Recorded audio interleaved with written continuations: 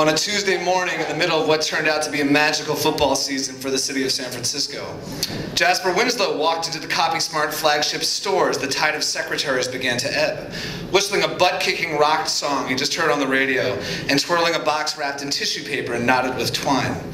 He waited by the greeting card rack as Esmeralda finished up with the customer, then trotted over and set the box on the counter. "Happy birthday, Ezzy," he cried. As usual, Jasper's radio wine voice projected too far, attracting fearful glances from a band of beggars edging into the store.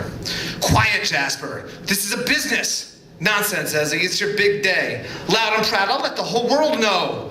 Jasper ran out to the sidewalk and delivered the squeaky observation that it was the birthday of his greatest friend in the world and everybody better celebrate hard if they knew it was good for them. He jogged back to the counter with the ruddy remnants of thrill on his face. "Are you done? Open your present." "Not now, dummy. I'm working." Esmeralda took her work very seriously, Jasper knew, and her accompanied slit-eyed glare indicated that she meant business. He lowered his voice to a breathy fizz.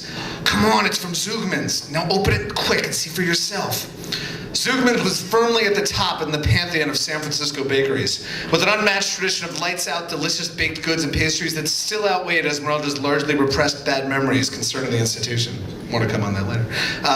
Seeing as it was her birthday after all, Ezzy dug her sapphire-encrusted scissors out from her giant wool bag and sniffed the twine and tissue paper and scotch tape locking down the lid to find her favorite dessert in the whole wide universe inside. Triple chocolate truffle swirl cheesecake with Heath bar crumbs and caramel roses on top. Holy heck! She drew a quick, anxious breath. Her pulse sprinted and stopped. Her eyes dilated a quarter inch. A coat of perspiration gelled to her face like bubble wrap. She never told Jasper of her lust for Zugman's masterpiece, a recipe so dangerously addictive it was kept under lock and key and unavailable to the public, unless you knew some people who knew some people who knew some people, could talk a chef out of retirement and had $500 to pay for ingredients. Her own Zugman sabbatical had sparked a lifelong losing battle against belly fat, a massive cigarette habit to beat back her cravings, a deep-seated distrust of men, and a general hardening of character. But for a brush with pastry perfection, Esmeralda considered the arrangement a push. "Where did you get this?" "Why, I brought it at Bruce Zugman's bakery. I know a guy and I saved up some money. It's not every day that my baby cakes turns 29. Jasper lifted a slice from the box and placed it on her tray. "Here, have some." "Ooh, what about the customers?" "Don't worry about that, Ezzy. There's nobody here." Esmeralda consulted her surveillance cameras. Aside from the team of filthy street dwellers copying food stamps and cash in the self-service machine by the door, the store was empty. "Just a taste. It looks real good." "I hope so. Bruce told me it's one of his best ever." Esmeralda reacted instantly, scooping huge handfuls of cake with her bare hands and shoveling it into her mouth, swallowing without chewing, sucking frosting off her fingertips, 10 fingers crammed in at once. Her blood shot off in a roller coaster ride through her coronary system, loop-to-looping through her legs and corkscrewing through her heart while the outside world turned colorless, her heart beat in her pupils.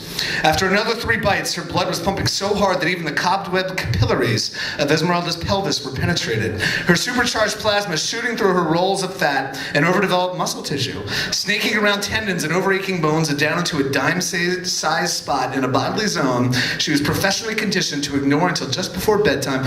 Boom! It was ambushed, floored, decapitated. Esmeralda dropped her fork in her training, urinating on the gargantuan, which is kind of her big wheelchair, and quickly passing into glorious post-orgasmic sleep. She awoke covered in chlorinated water, propped up against a concrete step. "Hello, Ezzy." Jasper stood next to her in a large municipal pool. Esmeralda had never seen him naked before, and even drowsy and discombobulated, she found a way to laugh at his penis. "Forget pencil dick, you've got a racer dick, Jasper." "Just wait," he said. "Even a racer-sized, I can shoot lead." He parted her underwater legs, shimmied between them, and began to convulse like a bad salsa dancer. Esmeralda was cackling too hard to react at first, but after a time she recognized the lengths Jasper had gone to in acquiring the cake and hijacking her out of work and transporting her over and into the pool, not to mention his consistently friendly disposition and thoughtfulness, his smiley profile waving both hands at her through the CopySmart plate glass window, his daily observation that she was looking better than a pecan pie at Thanksgiving dinner. Hardly the worst man in the world, and not bad looking either. Also, it was her birthday. She hadn't gotten a piece in years. Gently, she led him out of the flab fold he'd been screwing and down into her rarely seen nether regions. Even in the right hole, the lovemaking didn't do much for Esmeralda. She had difficulty distinguishing between Jasper's pelvic thrusts, stabbing fingers, knee bumps, and kicks. Instead, she focused on dislodging a chunk of zoog she discovered jammed between her teeth, which turned the encounter into more of a race, for her at least. Her tongue versus Jasper's palsied spasms. As Jasper churned a frothy whirlpool in the shallow end, Esmeralda's oral pares grew more furious and parallel, her wide tongue lashing and digging at dental crevices to free the stuck cake. They were both sweating freely when loudspeakers announced they had 5 minutes left on the private pool party.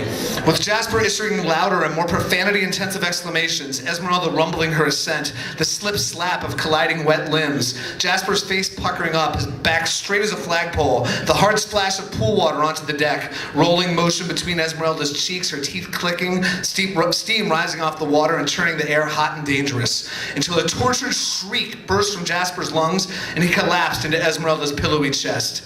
In the same instant, Esmeralda's tongue ripped the Zoogman's debris from her molars and cast it down her pulsating throat, bringing back that heavenly, urination-inducing feeling, not all the way to incontinence, but enough to turn her face the color of a radish and send a series of long, gleeful shivers across her titanic figure and reorganize her mouth into the faintest hint of a smile. This sudden decompression was so closely synchronized with Jasper's ejaculation in terms of timing that afterwards they both released earnest, melodious sighs in appreciation of their seemingly perfect pool fuck.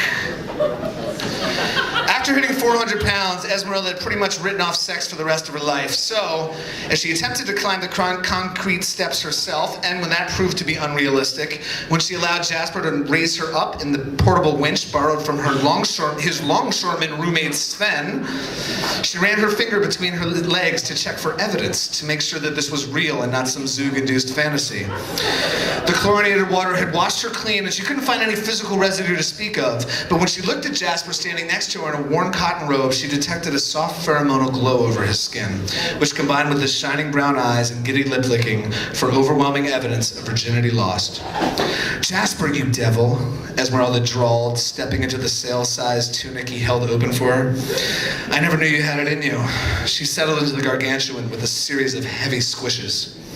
"There's a lot to me you don't know about." Thanks.